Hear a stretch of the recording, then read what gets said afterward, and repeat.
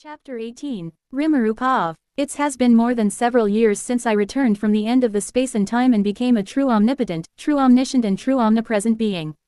Actually I lost count of how many years after 500 billion years, but if I am right then it has been almost 20 to 30 trillion years or probably more than that.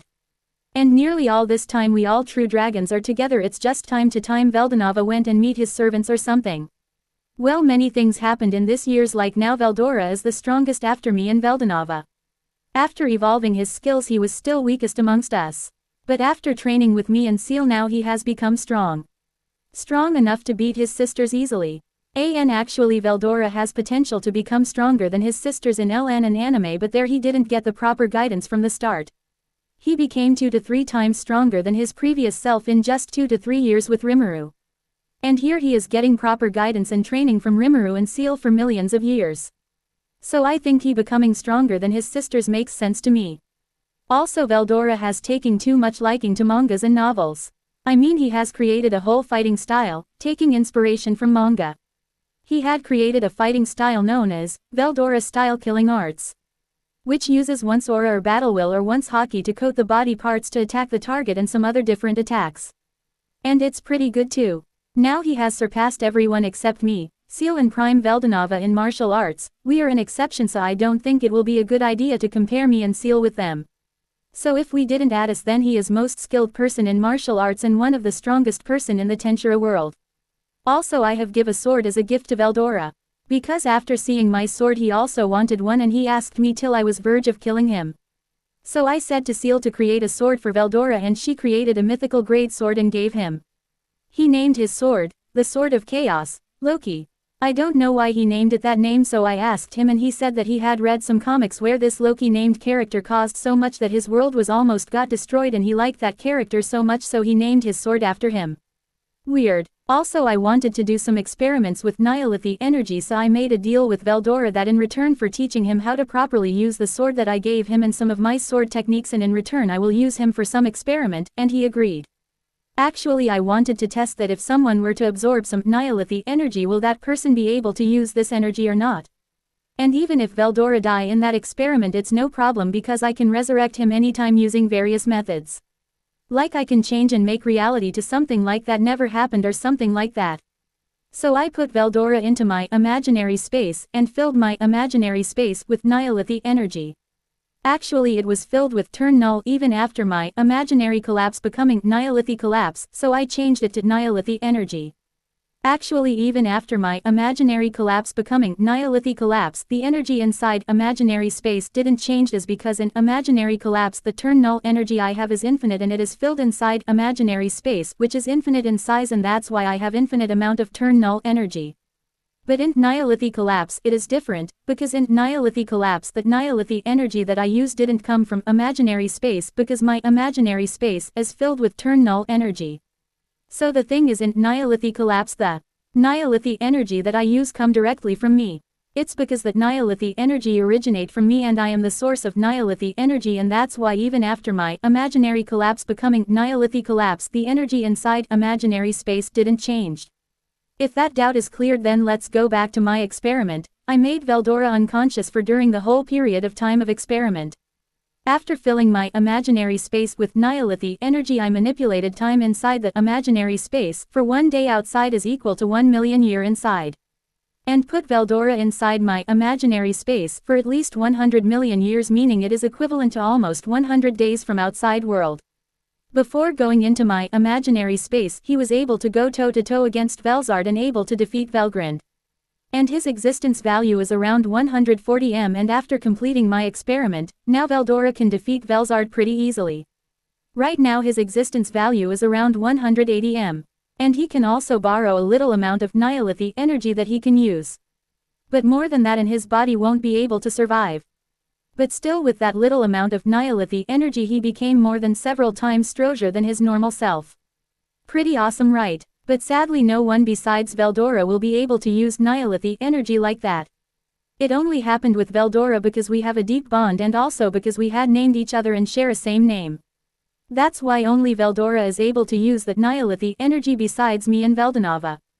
But Veldanava didn't take that Nihilithy energy from me, so I don't count him. But if in future I have a soul corridor with someone which is as deep as and as strong as soul corridor between me and Veldora, then that person would also be able to use Nihilith energy like how Veldora use it. Well, that's what Seal said. And now after my experiment, Veldora is officially third strongest true dragon. Following Veldora, Velzard also had grown in this period of time. Her existence value has become around 150 M. Actually, her existence value become more than 100 M after evolving her ultimate skill, and after fighting and training with me and others her existence value become 150 M. While on the other hand Velgrin's existence value is around 120 M. I don't know why, but her existence value did not increase that much compared to others.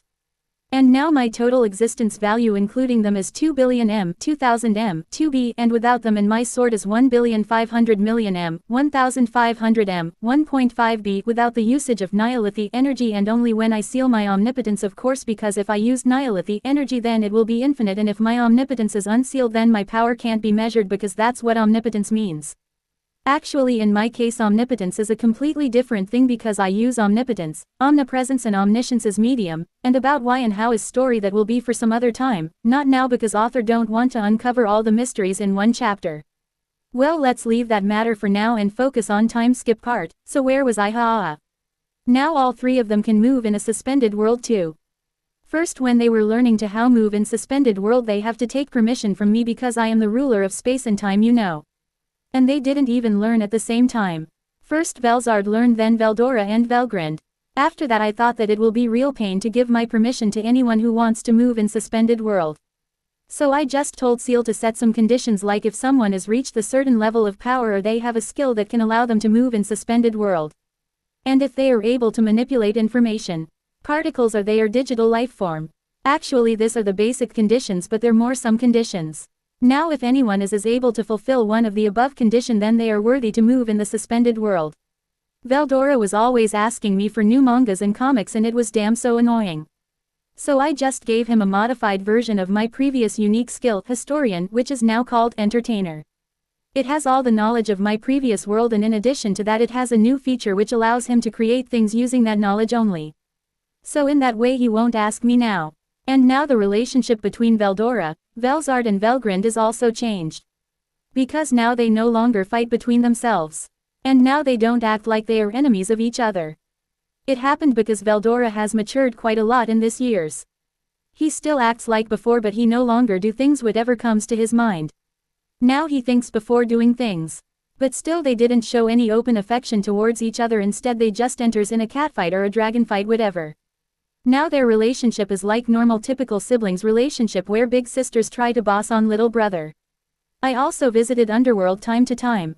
First, when I visited the Underworld after becoming a true dragon, I just wanted to see how are things going on there, because you know I have nothing to do. When I visited the Underworld I thought that instead of visiting everyone separately I should just invite everyone into my territory and meet them. So I just did that, but this time instead of sending my servants I just released my hockey a little and they come instantly. And when I released my hockey the world didn't got destroyed, and it happened because I altered reality and make it like my hockey didn't do damage. But I realized that it was a bad choice. Because when I evolved into True Dragon and when I returned from Void both of time I released my hockey that destroyed half of the whole world, and unfortunately the Underworld did not got destroyed and they survived and recognized that it was me because who released that. And after knowing that it was me who released that hockey and it was me who is the 5th true dragon, they almost blackmailed me that if I didn't give something to them they will tell anyone who they come in contact with about my existence. Those sly bastards. Noir was the only exceptional, because instead of something demanding from me he just started to praise me like I am some kind of god. Well, it's not actually lie either, but still it's creepy. He is so weird. Actually I don't care if they told everyone in the world about me. But the problem is, I had made a promise with Veldanava and I don't like breaking my promises. So I accepted their demands and I was going to evolve their unique skills, but Seal told that they are not strong and mature enough to use a ultimate skill yet. So instead of giving a ultimate skill to them I just named them. And it's not like they are except any summoning until few centuries ago because of their infinite amount of pride. So I didn't think it was a wrong choice to name them. Also, after thinking for some time before naming them I decided to tell everything that happened after I accepted my last summoning. Because it will be real pain in the ass to deal with them if they somehow found out that. So before naming them I told everything to them. Like how I meet Veldanava, the creator of the world, and how I fought him and killed him. And surpassed him. And also in that fight I evolved into a true dragon. And I even told them about my wife Seal and about I am achieving true omnipotence, true omniscience and true omnipresence and surpassing Veldanava, the creator of this world. In his prime state and becoming strongest person in entire existence. Heck, I even told them about the truth about me, like my true body or something other stuff like that. I know that I don't need to tell them about that part, but hey, I also wanted to show off a little, you know. Rouge, John, Violet was exited to fight me, typical of them. Noir and Blanc just astonished by this. Vert and Blue are shocked about it. But one thing is common, and that is they all surprised that I become this much strong. And Noir once again started to praise me, but this time he was actually saying that I am the god. Well, he is not wrong either, so we just ignored him. I named Rouge as Guy Crimson. I gave him that name because his long crimson red hair reminds me crimson blood, and Guy is just random because only crimson won't sound that good. Then I named Noir as Diablo. I gave him that name because his intelligence, sharp, cunning personality and his fast learning speed reminds me a car from my previous world, which is Lamborghini Diablo, so I just take Diablo from that and give him. After that I named John, Blanc, Violet as Carrera, Testarossa, Ultima. Well, I couldn't find suitable names for them, so just named them after cars. After they are done I named Vert as Misery. I gave her that name because combining with her quite yet scary personality plus race demon, and I thought that if she will ever get summoned then she will most likely torture humans before putting them out of their misery, so I thought that this name will show misery of humans. Only if she gets summoned. And I named Blue as Ron. I gave that name because her hair color is blue and sky is blue and from sky falls rain, so I just gave her name, Ron. I know that it's pretty lame. But hey, it's hard to think names. To be continued.